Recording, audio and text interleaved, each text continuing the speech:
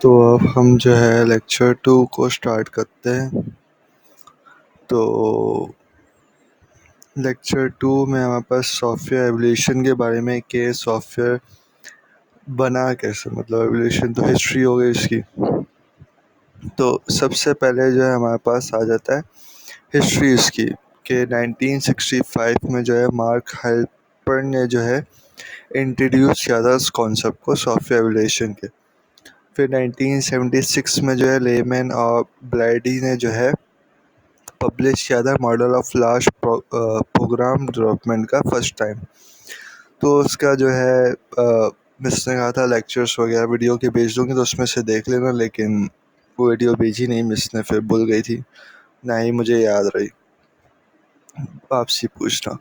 तो हिस्ट्री के अंदर सिर्फ दो चीज़ें थी हमारे पास कि भाई एमसीक्यूज़ के लिए मैं यही कहूँगा कि इन दोनों के नाम और डेट्स को याद रख देना, उनके कॉन्सेप्ट के नाम क्या क्या था, क्योंकि एमसीक्यूज़ में हो सकता है ऐसा कुछ इन दोनों में से कोई एक एमसीक्यूज़ आ जाए। इसके बाद जो है सॉफ्टवेयर की एवोल्यूशन होती क्या है, असल वो चीज़ है कि आप जो है एवोल्यूशन जो है फ़ौरन नहीं होती, मतलब आहिस्ते आहिस्ते जो है हर चीज़ जो है एवोल्यूट होती है कि टाइम लगता है उसको चेंजेस में, हर चीज़ में। आप ये बोलो कि आप फ़ौरन जो है उसके बिल्कुल चेंज कर दो उसको, सॉफ्टवेयर को या किसी भी चीज़ को, तो बहुत टाइम लगता है। जैसे अगर हम देखें कि पास्ट में देखें कि इंसान भी जो है पहले आग के दौर में था, फिर उसके बाद फिर आहिस्ते आहिस्ते आहिस्ते करते करते मॉडर्न एरा के अंदर वो आया। तो उसके बाद जो है सॉफ्टवेयर एवोल्यूशन असल हमारे पास क्या होती है ट्रम्प के, आप सॉफ्टवेयर को जो है टाइमली जो है अपडेट रखो, उसको जो है न्यू फीचर्स उसके अंदर ऐड करते रहो, या उसके अंदर जो है ऑब्सोल्यूट जो फंक्शनलिटी, मतलब कि जो डेप्रिकेटेड हो चुकी हैं या बिल्कुल उसको कहेंगे कि ख़त्म हो गई हैं जो फंक्शनलिटी, उसको हटा दो। तो उसके अंदर जो है सॉफ्टवेयर एवोल्यूशन के अंदर जो आता है कि दी is a term that refers to the process of development software initially and then timely updating it for various reasons. कि आप जो है सबसे पहले जो है सॉफ्टवेयर को इनिशियली बनाते हो, मतलब पूरा उसको डेवलप करते हो, उसके बाद जो उसको टाइमली जो है अपडेट रख रहे होते हो। डिफरेंट रीजन्स होते हैं उसको अपडेट रखने के भी कि कोई सॉफ्टवेयर जो यूज़ हो रहा है अभी तक अगर ग्लोबली, तो उसको टाइमली अपडेट रखना पड़ता है। अब इसके अंदर जो है the process of developing a software product using software engineering principles and method is referred as software evolution. कि जो सॉफ्टवेयर को डेवलप करने का जो मतलब प्रोसेस होता है या किसी प्रोडक्ट को सॉफ्टवेयर इंजीनियरिंग के अंदर, जो वो कहता है सॉफ्टवेयर एवोल्यूशन के अंदर आता था।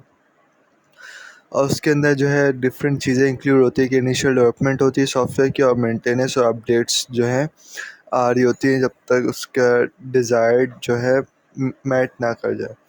उसके बाद जो है सॉफ्टवेयर प्रोडक्ट डेवलप किया जाता है जब तक, मतलब उसकी रिक्वायरमेंट जो है एक्सपेक्टेड जो रिक्वायरमेंट है वो सेटिस्फाई होनी चाहिए।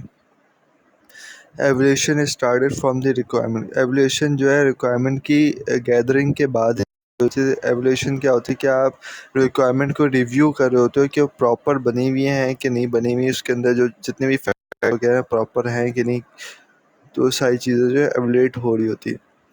इसके अंदर जो है software evolution is the ongoing process of updating and improving softwares to keep up with the changes needed, boost performance and stay relevant। कि सॉफ्टवेयर एवोल्यूशन जो है ऑनगोइंग प्रोसेस होता है कि आपका जो सॉफ्टवेयर है वो ऑनगोइंग है, मतलब कि उसकी बिल्कुल जो है फिनिश प्रोडक्ट अभी नहीं बना है। फिनिश प्रोडक्ट वो जब हो जाता है जब उसके पास कोई अपडेट्स ना देनी हो आपको, या कुछ उसमें चेंजेस ना करनी हो। तो वो अभी क्या है ऑनगोइंग प्रोसेस के अंदर है, तो उसके अंदर आप क्या करते हो अपडेट करते रहते हो, और उसके अपडेट से क्या होता है इम्प्रूव होता है सॉफ्टवेयर, ताकि वो जो चेंजेस है उसकी नीड्स हैं वो उसके साथ जो अप टू डेट रहे, उसकी परफॉर्मेंस जो है बूस्ट रहे, और जो है टेक्नोलॉजी से जो है रेलिवेंट रहे। उसके बाद जो है आपके पास कुछ पॉइंट्स है कि सॉफ्टवेयर एवोल्यूशन के अंदर जो मतलब आते हैं कि रेगुलर अपडेट्स देना, मतलब अप टू डेट रखना, रेगुलर अपडेट्स आते रहना, वीक के अंदर आना, वीकली आना या मंथली आना, अपडेट्स उसके मतलब आते हैं। जैसे विंडोज़ है, उसके जो भी चेंजेस होते हैं, माइनर चेंजेस होते हैं या बग फिक्स होते हैं, उसके अपडेट्स आते हैं हमारे पास। अडेप्टेबिलिटी, इसके बाद हमारे पास आ जाता है कि आप न्यू टेक्नोलॉजी के ऊपर जो है उसको अडेप्ट कर सके, कंपेटेबिलिटी हो उसके सॉफ्टवेयर के अंदर। सिक्योरिटी रिस्क आ जाते हैं कि आपका जो है जो सॉफ्टवेयर है वो न्यू थ्रेड्स से, वनरेबिलिटीज से सिक्योर हो, मतलब उसकी डिक्शनरी अपडेटेड हो। जैसे विंडोज़ है, उसकी मोस्ट ऑफ द टाइम आपके पास आ ही रहे होते हैं इसके अपना अपडेट्स आ रहे होते हैं सिक्योरिटी इंटेलिजेंस के अब, क्योंकि हर वीक या हर मंथ कोई ना कोई न्यू वायरस या कुछ आइडेंटिफाई उनको होते हैं, तो उस हिसाब से वो जो है अपनी डिक्शनरी को अपडेट रख रहे होते हैं ताकि वो कोई न्यू वायरस जो अटैक ना कर दे उस पर। उसके बाद जो है फंडामेंटल एक्टिविटीज़ होती है सॉफ्टवेयर एवोल्यूशन प्रोसेस के अंदर कुछ के चेंज ऑफ एनालिसिस सबसे पहले होता है, फिर रिलीज़ प्लानिंग होती है, सिस्टम इम्प्लीमेंटेशन और फिर release in a system to a customer. कि चेंज ऑफ एनालिसिस, ये सारी चीज़ें जो है सारी आगे हैं, तो उसको एक साथ ही डिस्कस करते हैं।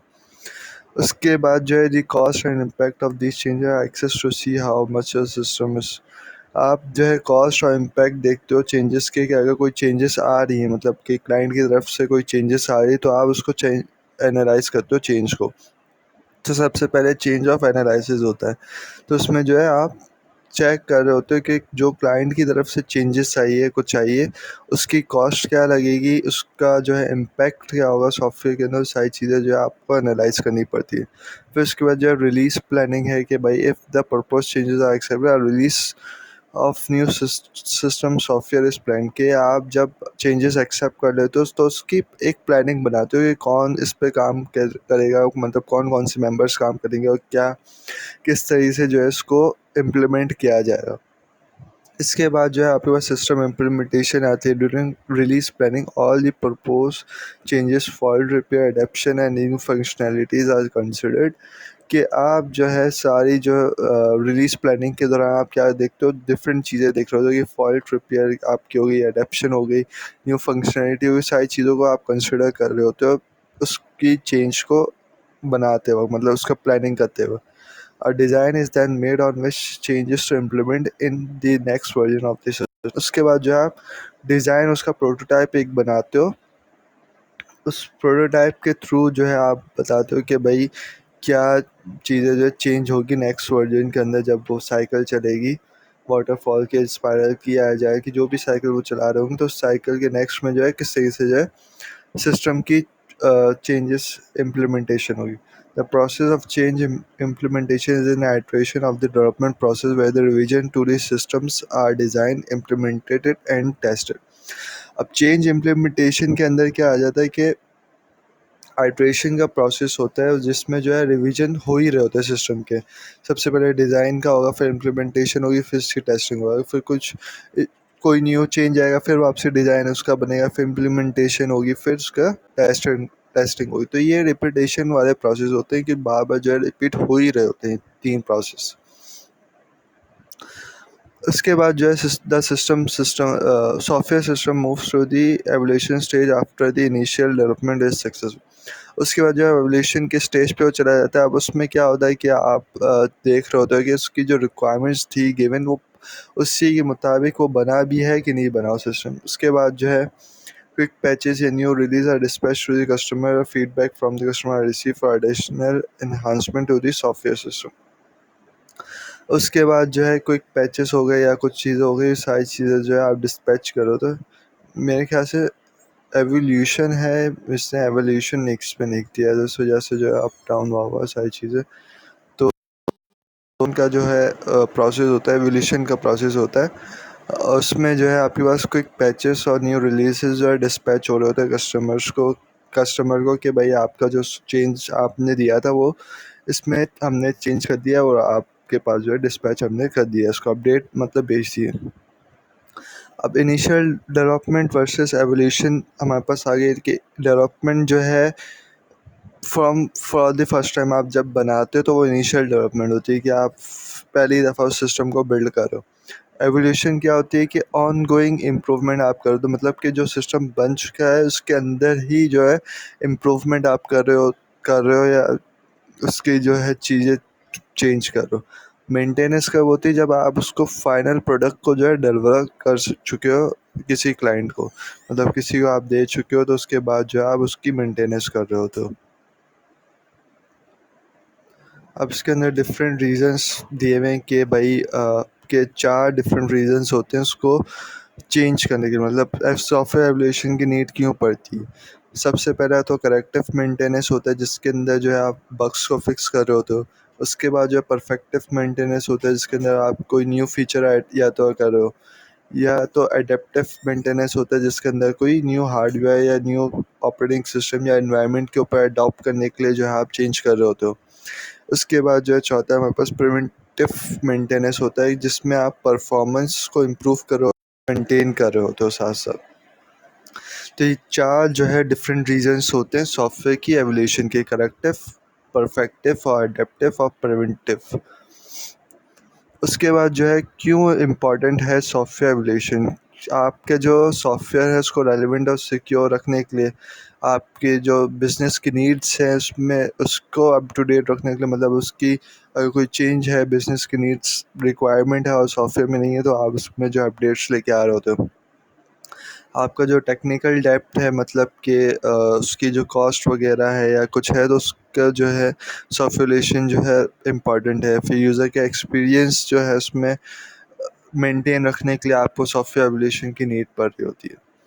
इम्पोर्टेंस क्या होती है? ये सेवरल रीजंस होते हैं इसके कि भाई आपका सिस्टम जो है मतलब टाइमली जो है वनेबल होता रहता है, मतलब जितना टाइम उसका पास निकलता जाएगा, लेगेसी सिस्टम बनता जाएगा, जितना वो वनेबल होता रहेगा। उसके जो है कोड्स, सोर्स कोड वगैरह जो है इजीली एक्सेसिबल हो जाएंगे, या उसका बैकडोर जो है कोई ना कोई रह जाएगा, या उसको हैक करना इजी होगा।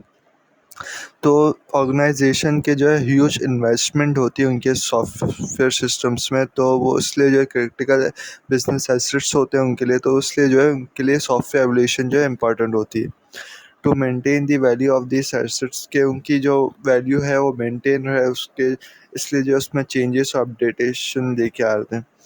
और कंपनीज प्रेफर यही करती है कि वो उसी एग्जिस्टिंग सॉफ्टवेयर में जो एवोल्यूशन लेके आए, ना कि वो कोई न्यू इनिशियली जो है इनिशियल स्टार्ट से जो है सॉफ्टवेयर को डेवलप करें। उसके बाद इम्पोर्टेंस हमारे पास आ जाती है कि अडेप्टिंग टू न्यू रिक्वायरमेंट के अडॉप्ट करना न्यू रिक्वायरमेंट्स को, कि अगर यूज़र की नीड्स है या बिजनेस की नीड है इन्वायरमेंट चेंज की, या सॉफ्टवेयर जो है उसके डिमांड्स के मुताबिक जो है अपडेट रहता है। मेंटेनिंग सिक्योरिटी के आपका जैसे ही एवोल्यूशन मतलब इन्वॉल्व होती है, तो रेगुलर अपडेट्स नेसेसरी होते हैं ताकि वो प्रोटेक्ट रहे न्यू सिक्योरिटी थ्रेट से या उससे वनरेबिलिटी से। इम्प्रूविंग परफॉर्मेंस में हमारे पास आ जाती है कि टाइमली जो है उसकी परफॉर्मेंस डिग्रेड होती जाती है, तो उसको परफॉर्मेंस को जो है हमें मेंटेन रखना पड़ता है। इंश्योरिंग कंपैटिबिलिटी के, अगर कोई new hardware new operating system आती है तो उसके ऊपर कंपैटिबिलिटी रखने के लिए रखने के लिए भी जो है हमें अप टू डेट रखना पड़ता है, सॉफ्टवेयर एवोल्यूशन हमें रखनी पड़ती है। उसका जो है यूज़र एक्सपीरियंस है, फिर वही के यूज़र के फीडबैक के मुताबिक हमें यूज़र का एक्सपीरियंस भी जो है इन्हेंस करना पड़ता है। अब इसके बाद जो है हमारे पास सॉफ्टवेयर एवोल्यूशन के अंदर 2 चीज़ मेन चीज़ आती है, अब सॉफ्टवेयर चेंज और सॉफ्टवेयर मेंटेनेंस। तो इसके अंदर जो है सॉफ्टवेयर चेंज के अंदर हमारे पास क्या होता है, कुछ चीज़ें ऐसी होती है जो अनअवॉइडेबल होती है, कि आप जो है न्यू रिक्वायरमेंट की अगर नीड है तो वो जो है आपको चेंज करना ही पड़ता है, मतलब आप उसको छोड़ नहीं सकते उस चेंज को। द बिजनेस इन्वायरमेंट चेंज, अगर बिजनेस का इन्वायरमेंट चेंज हो रहा है तो तब भी जो है सॉफ्टवेयर को चेंजेस करने पड़ते हैं। एरर्स अगर कोई आ रहा है वो मस्ट होता है, मतलब चेंज होना मस्ट होता है। और जो परफॉर्मेंस हो गई या रिलायबिलिटी हो गई इसकी, मतलब कि उसकी परफॉर्मेंस डिग्रेड हो रही है या प्रॉपर वर्क नहीं कर रहा, तो उसके लिए भी जो है आपको चेंज लाजमी होता है सॉफ्टवेयर के अंदर। या कोई न्यू कंप्यूटर्स है या इक्विपमेंट्स है, तो उसके लिए भी जो है आपको सिस्टम में चेंजेस जो है लाजमी तौर पे जो है आपको करने पड़े। तो इस वजह से जो है आपके पास 2 की फैक्टर्स है कि सॉफ्टवेयर चेंज का, एक तो सॉफ्टवेयर एवोल्यूशन के मतलब दो मेन रीज़न, सॉफ्टवेयर चेंज या मेंटेनेंस। चेंज में हमारे पास कुछ चेंजेस ऐसी होती है अनअवॉइडेबल, जो कि हमने डिस्कस की। उसके बाद जो है कुछ की फैक्टर्स हैं इसमें, जिसमें जो है चेंज इन बिजनेस रिक्वायरमेंट्स और गोल्स हो गए, कि आपके कोई बिजनेस की रिक्वायरमेंट्स या गोल्स से वो चेंज हो गए। अब उसके मुताबिक जो आपको न्यू फीचर्स ऐड करने पड़ जाती हैं, कुछ चीज़ों को हटाना भी पड़ जाता है उसमें से, सॉफ्टवेयर में से। टेक्नोलॉजी का चेंज आ गया है, तो उसको अप टू डेट रखने के लिए आप जो है उसकी मेंटेनेंस करते रहोगे, या उसकी न्यू कंपेटेबिलिटीज़ उसके अंदर या न्यू फीचर उसको ऐड करोगे। बग्स हो गए, डिफेक्ट्स हो गए, तो बग्स वगैरह जो है हमारे पास आते रहते हैं, मॉडिफाई जो है हमें करना पड़ता है उसको। उसके बाद सिक्योरिटी की वल्नरेबिलिटीज़ हो गई, कि सिक्योरिटी इश्यूज होते हैं, कि आपके डिफरेंट थ्रेट्स होते हैं, तो उनको एड्रेस देखना पड़ता है, चेंज करना पड़ता है। परफॉर्मेंस इश्यूज हो गया आपका, यूज़र फीडबैक, और जो है रेगुलेटरी और कंप्लाइंस इशू। रेगुलेटरी और कंप्लाइंस इशू पॉलिसीज़ के ऊपर आ जाते हैं। पॉलिसीज़ अगर कोई चेंज हो जाती है, तो उस पॉलिसीज़ से मैट करे आपका सॉफ्टवेयर, तो इसलिए जो है हमें उसमें चेंजेस लाने पड़ते हैं। तो ये जो है कुछ फैक्टर्स से, मैं सारे फैक्टर्स नहीं बता रहा, क्योंकि वही सेम फैक्टर्स है जो अभी पीछे भी पढ़े थे हम। उसके बाद नेसेसिटी क्या होती है सॉफ्टवेयर एवोल्यूशन की, change in requirement with time, के भाई कुछ टाइम बाद जो है रिक्वायरमेंट की चेंजेस आ रही होती है, जिसकी वजह से जो है हमें या कोई टूल्स की या कुछ चीज़ की, तो उस वजह से जो हमें चेंज करना पड़ता है सॉफ्टवेयर। एनवायरनमेंट चेंज आ गया, वही सेम चीज़ वापस रिपीट है, कि भाई कि आपका as the working environment changes, the tools, the things that enable us to work in that environment, कि आपके जब ओल्ड सिस्टम होता है उसको न्यू फीचर्स पर अडेप्ट करना पड़ता है, न्यू एनवायरनमेंट के ऊपर अडेप्टेबिलिटी लेके आए होते हैं, एरर्स एंड बग्स हैं, सिक्योरिटी रिस्क, न्यू। फिर इसके बाद चेंज प्रिडिक्शन हमारे पास आगे। चेंज प्रिडिक्शन के अंदर के नंबर ऑफ चेंजेस रिक्वायर्ड कितनी है, और understanding the relationship between a system and it's environment, कि आप प्रिडिक्ट करो तो कि कितनी चेंज रिक्वायर्ड होगी, वो किस बेस पे, कि आपको सिस्टम का जो बिटवीन सिस्टम जो आपका है एग्जिस्टिंग सिस्टम और एनवायरनमेंट पे, इन दोनों को देखते हुए आपको प्रिडिक्ट करना पड़ता है कि क्या क्या चेंजेस उसके अंदर सॉफ्टवेयर के अंदर रिक्वायर्ड होगी। अब tightly coupled system require changes when ever the system is change. अब टाइटली कपल्ड का मतलब ये हो गया कि वो इंडिपेंडेंट नहीं है, मतलब कि रिलेशनशिप जो है मॉड्यूल्स का आपस में बहुत ज़्यादा लिंक्ड है, तो जिसकी वजह से जो है जब भी एनवायरनमेंट चेंज होगा, तो वो जो है आपको पूरा पूरा जो है उसको चेंज करना पड़ रहा होगा। उसके बाद जो है numbers and complexity of factors कुछ होते हैं जो कि relationship influencing this relationships are, के आपके नंबर हो गए या कॉम्प्लेक्सिटी ऑफ सिस्टम इंटरफेरेंसेस हो गए, या आपके नंबर्स कितने हैं, मतलब कितनी दफ़ा चेंजेस आप एक चीज़ में आप कर रहे हो, तो उसमें जो है कॉम्प्लेक्सिटी जो है इंक्रीज़ हो जाती है। उसके बाद स्ट्रेटजीज़ होती है चेंजेस ऑफ सॉफ्टवेयर सिस्टम की, कुछ के सॉफ्टवेयर मेंटेनेंस, आर्किटेक्चर ट्रांसफॉर्मेशन या सॉफ्टवेयर इंजीनियरिंग। ये तीन जो है स्ट्रेटजीज़ होती हैं सॉफ्टवेयर सिस्टम की, चेंजिंग ऑफ सॉफ्टवेयर सिस्टम की। तो सबसे पहले मेंटेनेंस है। मेंटेनेंस के अंदर हमारे पास क्या आता है, changes are made in response to change requirement but fundamental software structure is stable. कि चेंजेस जो है जब मतलब आती हैं जब कोई रिक्वायरमेंट में चेंज हो या कुछ हो, तो उसकी वजह से जो है हम जो है उसकी मेंटेनेंस करते हैं सॉफ्टवेयर की, उसके मुताबिक, और उसका जो स्ट्रक्चर है वो सेम रहता है। आर्किटेक्चरल ट्रांसफॉर्मेशन के भाई आपका जो आर्किटेक्चर है उसमें जो है पूरा का पूरा जो है मॉडिफाई किया जा रहा है, उसके जो है पहले लॉगिंग का सिस्टम कैसा था उसकी फंक्शनलिटी पूरी चेंज करके किसी और चीज़ में कन्वर्ट कर दी जाए। और सॉफ्टवेयर इंजीनियरिंग के अंदर क्या होता है, no new functionalities added to this, पर इट इज रिस्ट्रक्चर्ड या organized to facilitate future changes. के इसके अंदर जो है आपके पास कोई न्यू टेक्नोलॉजी, जो न्यू फंक्शनैलिटी जो है ऐड नहीं होती, जो एग्जिस्टिंग फंक्शनैलिटी है उसी के जो स्ट्रक्चर है उसको चेंज किया जाता है, मतलब रीराइट किया जाता है। अब इसके अंदर स्पाइरल मॉडल आ जाता है, सबसे इसमें बताया हुआ है जिसमें एवोल्यूशन। तो स्पाइरल मॉडल क्या होता है कि आपके पास सबसे पहले स्पेसिफिकेशन होती है, देन इम्प्लीमेंटेशन, वैलिडेशन और ऑपरेशन। ऑपरेशन मतलब डिप्लॉयमेंट।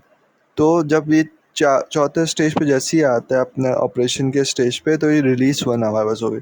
रिलीज़ वन के बाद फिर कोई चेंज आएगी तो फिर वो वापसी कहाँ जाएगा, स्पेसिफिकेशन पे जाएगा, फिर इम्प्लीमेंटेशन करेगा, फिर वैलिडेशन होगी उसकी होगी, फिर ऑपरेशन होगा, फिर उसके रिलीज टू हो जाए। इसी तरीके से जितनी भी रिलीजेज उसके अंदर आती चेंजेस आती जाएंगी, तो हम इस मॉडल को फॉलो करते हुए हम क्या करते जा रहे हैं, उसके अंदर इम्प्लीमेंटेशन करते मतलब एवोल्यूशन करते जा रहे हैं सॉफ्टवेयर के अंदर। एप्लीकेशन में कोई चेंज आया, जैसे ही चेंज आया हमने इम्प्लीमेंटेशन की इसको देखते हुए, फिर उसकी वैलिडेशन की कि प्रॉपर वर्क कर रहा है कि नहीं, फिर उसको डिप्लॉय कर दिया। फिर उसके बाद कोई स्पेसिफिकेशन में चेंज आ गई तो फिर हमने इम्प्लीमेंटेशन की उसकी, फिर वैलिडेशन की, फिर ऑपरेशन किया। फिर इसके बाद एवोल्यूशन एंड सर्विसिंग के आपके पास सॉफ्टवेयर डेवलपमेंट होती है, फिर सॉफ्टवेयर एवोल्यूशन होती है, सॉफ्टवेयर सर्विसिंग और सॉफ्टवेयर सबसे पहले इनिशियली डेवलप होता है, फिर उसकी मेंटेनेंस हो रही होती है, मतलब कि उसके अंदर कोई भी चेंजेस आ रही होती है, न्यू फीचर्स या न्यू फंक्शनलिटी ऐड हो रही होती है, तो वो सॉफ्टवेयर एवोल्यूशन के अंदर हमारे पास आ जाता है। सॉफ्टवेयर सर्विसेज के अंदर जो है मेंटेनेंस उसकी आ गई, और सॉफ्टवेयर रिटायरमेंट के अंदर जो है वो मतलब कि बिल्कुल एंड हो गया, मतलब अब उसके अंदर कोई चेंज या कुछ न्यू अपडेट नहीं आएगी टाइमली, जो है टाइम के मुताबिक, मतलब टाइम एक टाइम आ जाता है ऐसा कि जब वो रिटायर हो जाता है सॉफ्टवेयर। फिर एवोल्यूशन और सर्विसिंग के अंदर क्या फ़र्क है हमारे पास, के एवोल्यूशन जो है स्टेज होता है सॉफ्टवेयर सिस्टम साइकिल का, जहाँ पे ऑपरेशनल यूज एंड कि आपके पास जो है न्यू रिक्वायरमेंट जो है प्रपोज होती है और इम्प्लीमेंट होती है वो सिस्टम के अंदर, एवोल्यूशन के अंदर, कि आप जो है जो सॉफ्टवेयर सिस्टम है वो चल रहा है, उसके अंदर कोई न्यू रिक्वायरमेंट्स आई और प्रपोज हुई और उसके अंदर जो है इम्प्लीमेंट हुई, मतलब न्यू फंक्शनैलिटी का ऐड हुआ। सर्विसिंग के अंदर क्या होता है कि आप the software remain useful but the only changes made are those required to keep it operate। अब उसके अंदर जो है सर्विसेज ऑन रहती हैं, मतलब सॉफ्टवेयर की, उसके अंदर सिर्फ क्या हो रहा था, बग फिक्सेस हो रहे होते हैं या कुछ सिस्टम मतलब स्मॉल चेंजेस हो रहे होते हैं कि सिस्टम जो है मेंटेन रहे, वो शट डाउन ना हो जाए बिल्कुल, उसके अंदर कोई न्यू फंक्शनैलिटी ऐड नहीं होती। एवोल्यूशन के अंदर क्या होता है, न्यू फंक्शनैलिटी ऐड हो रही होती है। सर्विसिंग के अंदर सिर्फ उसके बग फिक्सेस हो गए या परफॉर्मेंस के रेट थोड़ा बहुत फिक्सेस हो गए, तो इस तरीके के जो है फिक्सेस आ रहे होते हैं। फेस आउट के अंदर क्या होता है कि सॉफ्टवेयर यूज़ आप करोगे लेकिन उसके अंदर कुछ भी चेंजेस ना, कुछ उसके अंदर अपडेट्स कुछ भी नहीं आएगी, वो जो है बिल्कुल ही लेगेसी सिस्टम बन जाएगा। जैसे विंडोज़ 7 है, विंडोज़ 8 है, अभी विंडोज़ 10 भी जो है लेगेसी सिस्टम बनने वाली है कुछ टाइम बाद। कुछ मंथ मतलब मंथ तो पूरा हो गया उसका भी, लेकिन एक्सटेंडेड जो है अपडेट्स की उन्होंने दी हुई है, तो इस वजह से जो है कुछ टाइम तक वो फिर भी अपडेट्स देंगे, लेकिन जैसे ही अपडेट्स का में भी ख़त्म हो जाएगा तो ये भी लेगेसी सिस्टम बन जाएगा। Change identification and evolution process के change in identification evolution continue through the process. अब इसके अंदर जो है हमारे पास इसका एवोल्यूशन का प्रोसेस आ जाता है, change in identification and evolution process. तो एवोल्यूशन प्रोसेस के अंदर हमारे पास क्या आता है, रिक्वेस्ट फॉर चेंज सबसे पहले आप करते हो कि भाई इस मुझे ये चेंजेस चाहिए, फिर इम्पैक्ट क्या होगा उसका वो हम एनालाइज करते हैं, फिर उसकी प्लानिंग की जाती है अगर वो एक्सेप्ट हो गई चेंज, फिर उसकी इम्प्लीमेंटेशन, फिर टेस्टिंग और डिप्लॉयमेंट, और फिर डॉक्यूमेंटेशन और रिव्यू। तो उसके अंदर डिफरेंट टूल्स और टेक्निक्स यूज़ होती हैं कि वर्जन कंट्रोल सिस्टम होते हैं, गिट को यूज़ किया जा रहा होता है ताकि जो है आप हिस्ट्रीज के मेंटेन, लॉग्स को मेंटेन रख सको कि कब कब क्या चेंजेस आपने डिप्लॉय किए। फिर CID कंटिन्यूस इंटीग्रेशन और डेवलपमेंट जो है साइकिल्स चल रही होती, पाइपलाइन चल रही होती, रीफैक्टरिंग के टूल्स यूज़ हो रहे होते हैं, ऑटोमेटेड टेस्टिंग के फ्रेमवर्क्स यूज़ हो रहे होते हैं। इसके अलावा जो है यहाँ पर सॉफ्ट एवोल्यूशन का प्रोसेस आ गया, इसमें जो है डिपेंड कर रहा होता है सॉफ्टवेयर एवोल्यूशन प्रोसेस के the type of software being maintain, the development process use, the skill and experience of people, कि कौन सा सॉफ्टवेयर को मेंटेन किया जाए और उसके अंदर क्या प्रोसेस होगा डेवलपमेंट का, और कौन से स्किल्स के पीपल जो है मतलब उसमें एक्सपीरियंस के लोग उसमें नीड होंगे। Proposal for change are the driver for the system evolution. Should be linked with components that are affected by the change, thus allowing the cost and impact of the change to guess. जब आप proposal दे दो किसी change का तो उसमें जो है different चीज़ें देखी जाती है कि कंपोनेंट्स जो आपस में कितना लिंक्ड है जहाँ पे चेंज इफ़ेक्ट करेगा, और जो है इसमें जो कॉस्ट कितनी लगेगी और इम्पैक्ट कितना होगा, मतलब इस चेंज का सिस्टम के ऊपर। उसके बाद जो है हमारे पास चेंज इन आइडेंटिफिकेशन और एवोल्यूशन प्रोसेस की एक जो साइकिल है वो दिखाई हुई है। चेंज आइडेंटिफिकेशन प्रोसेस, फिर चेंज प्रपोजल, फिर सॉफ्टवेयर एवोल्यूशन प्रोसेस और फिर न्यू सिस्टम। और ये कंटिन्यूस प्रोसेस, मतलब ये चलता रहता है कि आपका चेंज इन आइडेंटिफिकेशन प्रोसेस के अंदर सबसे पहले जो आपके पास जो रिक्वायरमेंट है ये वो आप देखोगे, फिर प्रपोजल है, फिर उसका एवोल्यूशन का प्रोसेस होगा, फिर न्यू सिस्टम में वो कन्वर्ट हो रहा होगा। अब वो प्रोसेस किस तरीके से हो रहा होता है कि सबसे पहले चेंज रिक्वेस्ट आती है, फिर जो है आप इम्पैक्ट देखते हो उसका क्या क्या इम्पैक्ट है, फिर रिलीज़ प्लानिंग आप करते हो, मतलब उसकी प्लानिंग रिलीज़ करते हो। उस प्लानिंग के रिलीज़ के अंदर डिफरेंट 3 चीज़ें होती हैं कि फॉल्ट रिपेयर है, या तो एडप प्लेटफॉर्म की अडप्टेशन है, या सिस्टम की इन्हांसमेंट का है। उसके बाद जो है चेंज इम्प्लीमेंटेशन होती है।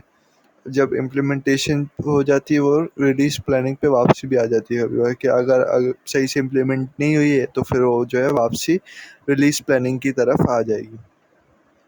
फिर इसके बाद जो है सिस्टम रिलीज़ हो जाता है। जैसे ही सिस्टम रिलीज़ होता है उसके बाद फिर कोई चेंजेस आते हैं, फिर वो रिक्वेस्ट में चली जाती है चेंज रिक्वेस्ट के अंदर। फिर उसको रिव्यू किया जाता है, इम्पैक्ट देखा जाता है, फिर जो है उसका इस तरीके से जो है रिलीज़ किए जाते हैं सारे चेंजेस को। फिर चेंज इम्प्लीमेंटेशन किस तरीके से होती है कि प्रपोज चेंजेस आप करते हो, प्रपोज करते हो पहले चेंजेस को, फिर उसकी जो है रिक्वायरमेंट को एनालाइज करते हो कि भाई क्या रिक्वायरमेंट है, फिर रिक्वायरमेंट्स को अपडेट करते हो उसके मुताबिक, और जो है उसके बाद सॉफ्टवेयर को डेवलप करते हो।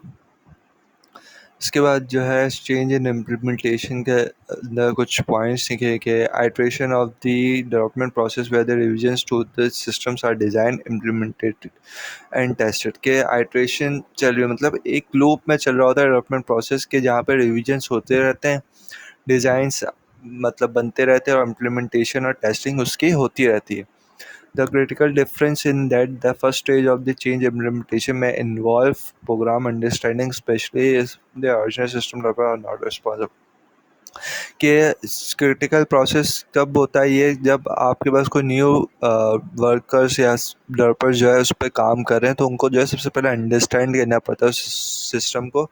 उसके बाद ही जो है वो फिर उस पर जो है चेंज जो है इम्प्लीमेंटेशन प्रॉपर कर सकते हैं। फिर इसके बाद जो है during the program understanding phase you have to understand how the program is structured, how it delivers functionality, how the proposed change might affect the फिर इसके बाद जो है आपके पास तीसरा पॉइंट में यही बोल रहे हैं कि प्रोग्राम का अंडरस्टैंड करना पड़ता है फेस को, मतलब प्रोग्राम के अंडरस्टैंडिंग का फेस होता है वो, जिसमें आप उसके स्ट्रक्चर को अंडरस्टैंड करते हो, उसके जो फंक्शनैलिटीज़ किस सही से वर्क है उसको अंडरस्टैंड करते हो। उसके बाद उसकी जो चेंज मतलब प्रपोज किए गए वो किस तरीके से अफेक्ट करेंगे प्रोग्राम पे, वो जो है आपको अंडरस्टैंड करने पड़ रहे होते हैं। फिर अर्जेंट चेंज रिक्वेस्ट भी होती है हमारे पास के, जिसमें जो है हमारे पास without going through all stage आप जो है कुछ भी मतलब जितने भी स्टेजेस उनके थ्रू नहीं जाते कि भाई चेंज प्रपोज की, फिर वो उसका इम्पैक्ट देखा गया, फिर उसको एक्सेप्ट किया गया, फिर उसका प्लानिंग रिलीज हुई, फिर उसका इम्प्लीमेंटेशन टेस्टिंग और फिर डिप्लॉयमेंट। ये सारी चीज़ें छोड़ छाड़ के डायरेक्ट जो है उस चेंज पे इम्प्लीमेंटेशन होती है। क्यों? क्योंकि वो जो है या तो कोई सीरियस फॉल्ट होगा, या तो सिस्टम इन्वायरमेंट चेंज हो रहा होगा, या मतलब वो एस अपग्रेड होगा, या कोई बग होगा जिसकी वजह से जो है अर्जेंट चेंज रिक्वेस्ट आई होगी। द इमरजेंसी रिपेयर का प्रोसेस इस तरीके से होगा कि चेंज रिक्वेस्ट आई, उसको एनालाइज किया, सोर्स कोड को मॉडिफाई किया और डिलीवर कर दिया। उसके बाद एजाइल के मेथड्स और एवोल्यूशन से कि भाई agile methods are based on incremental development so that the transition from the development to evolution is seamless one. Agile के अंदर जो मेथड्स होते हैं वो इंक्रीमेंटल होते हैं कि भाई आपके स्क्रम या जैसे स्क्रम का जो प्रोसेस है उसके अंदर जो है आप प्रायोरिटीज़ दे रहे होते हो कि कौन से टास्क पहले करने हैं और कौन से जो है बाद में होंगे। उसके बाद जो है आप उसका प्लानिंग पूरी बनाते हो कि वीक 1 का आपका क्या क्या होगा, क्या टास्क नहीं होंगे, उसकी मीटिंग्स होती हैं, सारी चीज़ें जो है इसमें आ रही होती हैं। हैंड ओवर प्रॉब्लम्स हमारे पास आ गई, whether development teams have used an agile approach but the evolution team is unfamiliar prefer a plan based approach.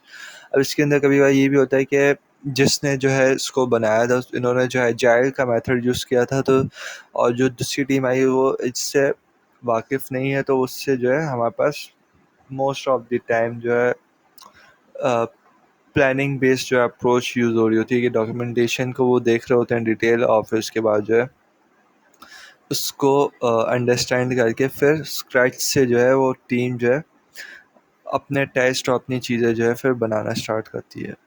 Types of software evolution जो हमने देखी थी, मतलब रीजंस क्या थे, वही जो है टाइप्स ऑफ सॉफ्टवेयर एवोल्यूशन भी।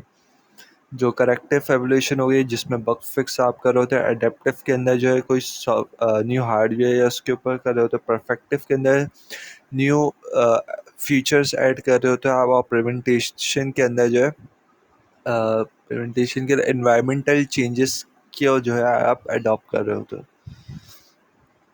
उसके बाद जो है हमारे पास करेक्टिव वही के बग फिक्सिंग हो गई आपके पास सॉफ्टवेयर की। अडेप्टिव के अंदर जो है आप हार्डवेयर चेंजेस या कोई न्यू सॉफ्टवेयर सिस्टम की चेंजेस पे करो। परफेक्टिव के अंदर कोई न्यू फीचर्स हो गए या इम्प्रूविंग एग्जिस्टिंग सॉफ्टवेयर्स को यूज़र फीडबैक के ऊपर चेंज कर रहे होते हो। और प्रिवेंटेटिव के ऊपर जो है आप making software easier to maintain in the future by cleaning up the code. उसके मतलब कि उसका जो सोर्स कोड है उसको क्लीन अप करो, रिपीटेटिव टास्क को आप हटा रहे हो, उसको ऑप्टिमाइज करो सिस्टम को, तो वो प्रिवेंटेशन के अंदर हमारे पास आ जाता है। मोस्टली सिक्योरिटी के ऊपर भी डिपेंड कर रहा होता है प्रिवेंटेशन।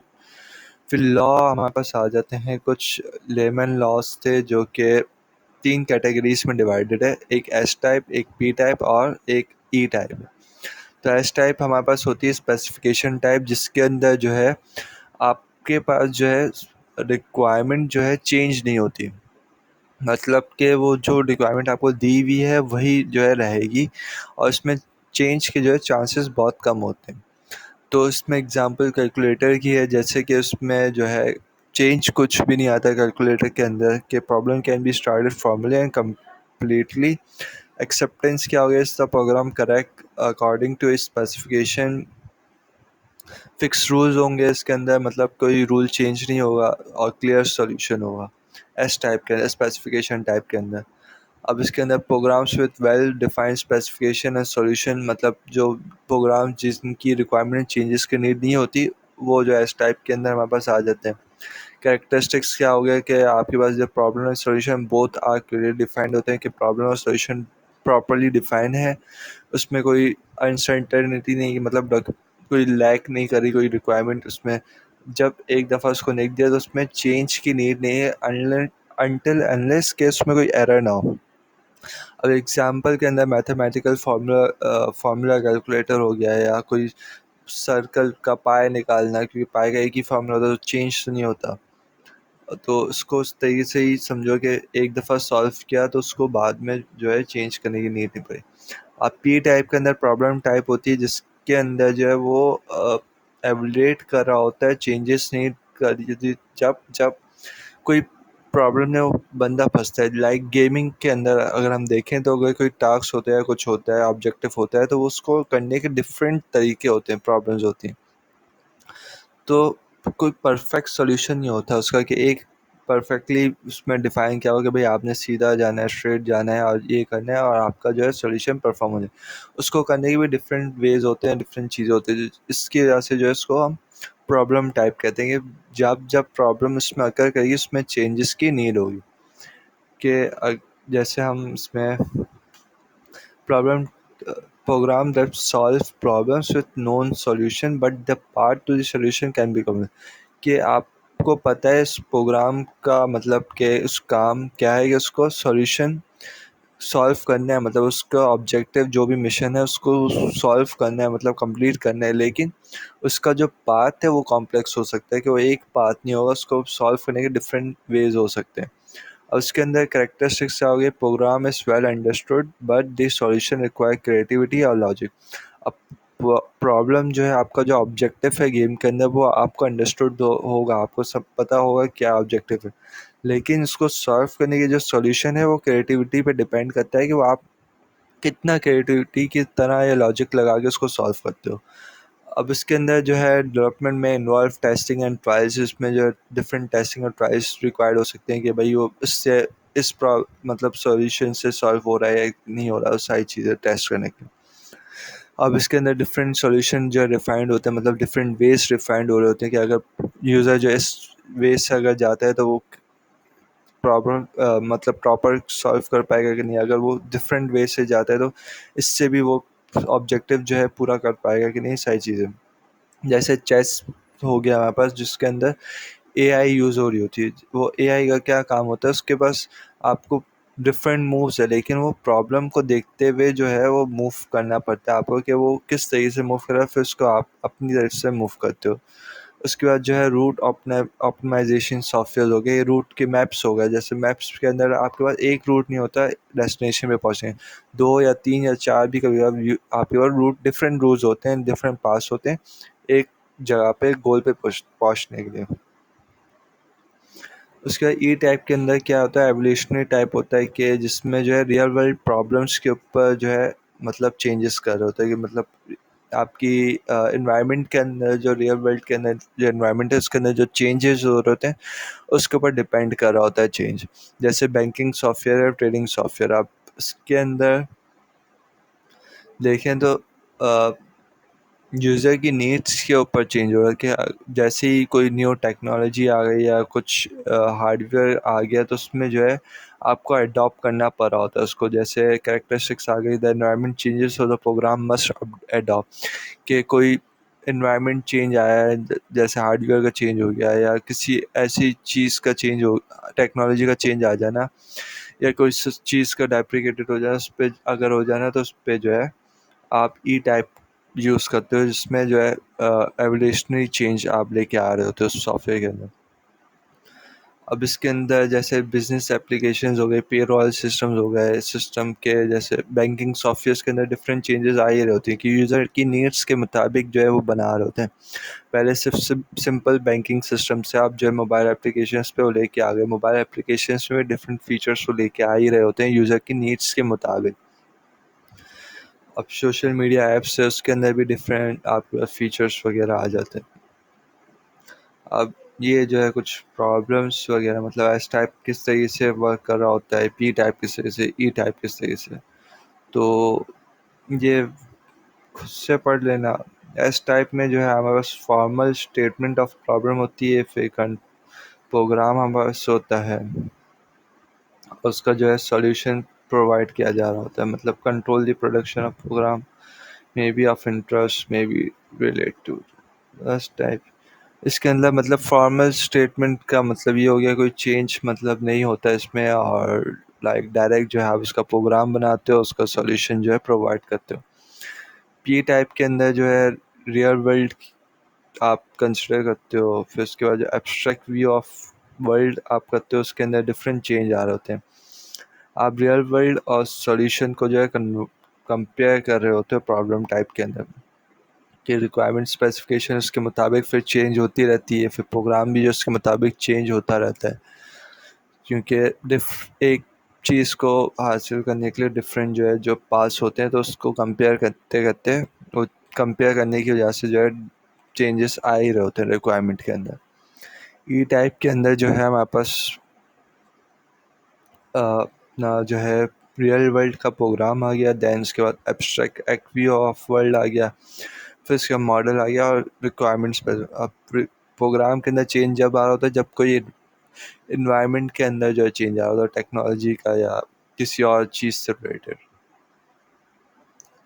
अब लॉ 8 लॉज हैं लेमन के कंटिन्यूस चेंजिंग, के आप जस्ट कंटिन्यूस चेंज सॉफ्टवेयर के अंदर रखो कि वो जो है अप टू डेट रहे हर चीज़ से, ऐसा ना हो कि वो जो है if a system doesn't change it become less useful as the world around it changes, के वो जो है अप टू डेट टेक्नोलॉजी से अगर नहीं है रहा सॉफ्टवेयर या सिस्टम, तो वो जो है लेस यूजफुल हो जाएगा उस इन्वायरमेंट के मुताबिक, इन्वायरमेंट के लिए। तो कंटिन्यूस चेंज जो है आपने रखना पड़ता है। इंक्रीजिंग कॉम्प्लेक्सिटी, के जितने दफ़ा चेंज होगा मतलब उसका स्ट्रक्चर जो है कॉम्प्लेक्स होता जाएगा, तो उसके लिए जो है उसको चेंज करने के लिए एक्स्ट्रा रिसोर्सेज या उसको जो है सिंप्लीफाई करना पड़ता है उसके स्ट्रक्चर को। और जितना ज़्यादा जो है आपका कॉम्प्लेक्स होगा सॉफ्टवेयर, उतना ज़्यादा मुश्किल होगा उसको अंडरस्टैंड करना, मेंटेन करना। उसके बाद जो है लास्ट प्रोग्राम एवोल्यूशंस, आपके पास थर्ड लॉ था उसका कि भाई system attribute such as size, time between release and the number of reported errors कि आपका जो साइज़ है सिस्टम का और जो टाइम है मतलब हर रिलीज़ के दरमियान का, और जो है एरर्स है वो सारे जो है सिस्टम के उस पर रिलीज़ पे इफ़ेक्ट कर रहे होते हैं कि आपके हर वेरिएंट के अंदर किस तरीके का सिस्टम आया, मतलब साइज़ कितना था उसका। पहले वेरिएंट के अंदर 20 KB का साइज़ था, सेकेंड वेरिएंट के अंदर 1 MB का साइज़ हो गया। तो इस तरीके से हर चीज़ जो है डिपेंड कर रही होती है लार्ज प्रोग्राम एवोल्यूशन के अंदर। ऑर्गेनाइजेशनल स्टेबिलिटी के अंदर जो है आपके पास over a programme life time rate of development कि आप जो है अपनी ऑर्गेनाइजेशन की स्टेबिलिटी के लिए जो है सॉफ्टवेयर की एवोल्यूशन आप कर रहे होते हो कि कंसिस्टेंट और independent of the resources devoted to system development. Rate होता है डेवलपमेंट की अप्रॉक्सीमेटली कंसिस्टेंट और डिपेंडेंट ऑफ कि कितनी जो है रिसोर्सेज के ऊपर जो है काम लग चुका है सिस्टम सॉफ्टवेयर पे, इस तरीके से कुछ है। इजी वे में मेरे ख्याल से उस पर ही लिखा हुआ है नोट्स में, लॉज वगैरह इस पर थोड़ा बहुत मुश्किल है इसको अंडरस्टैंड करना। कंजर्वेशन ऑफ फैमिलिटी जो है इसके अंदर जो है फैमिलिटी जो इसमें people working on system need to कि आपके जो सॉफ्टवेयर पे जो लोग काम करे उनका जो है अंडरस्टैंड करना जो है मतलब लाजमी होता है, उसके जो लिमिटेड नहीं होना चाहिए। और उसके बाद जो है कंटिन्यूइंग ग्रोथ हो गई आपके पास के आपके offer basis wise continue increase to maintain user satisfaction के आप उसके अपडेट्स न्यू फीचर्स लेके आते हो ताकि वो जो है कंटिन्यू मतलब रहे सिस्टम जो है अप टू डेट रहे और यूज़र के मुताबिक वो चलता रहे। डिक्लाइनिंग क्वालिटी कब आती है, जब आप उसको जो है कोई ऑन गोइंग मेंटेनेंस उसके ऊपर नहीं करते हो या बग्स उसके जो फिक्स नहीं करते हो, आउटडेटेड फीचर्स होते हैं तो उसकी जो है क्वालिटी पे भी जो है इफेक्ट ना करे, तो सारी चीज़ें देखनी पड़ती।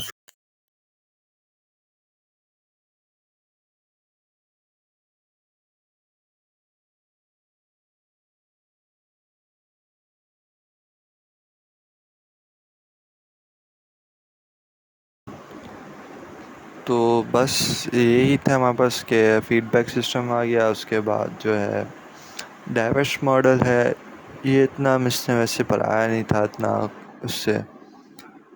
और manager needs to respond to requirement change add new modifies, ये इतना खास नहीं मतलब। अब स्लाइड्स को फिर भी गो थ्रू सही से प्रॉपर कर लेना और उसके बाद जो है बाकी एआई से ही मैंने नोट्स बनवाए थे, वो स्लाइड्स से रिलेटेड ही हैं। तो जब स्लाइड्स को पढ़ लोगे और फिर नोट्स को देखोगे तो उससे जो है ना इजी होगा चीज़ों को समझना करना। बाकी बेस्ट ऑफ लक।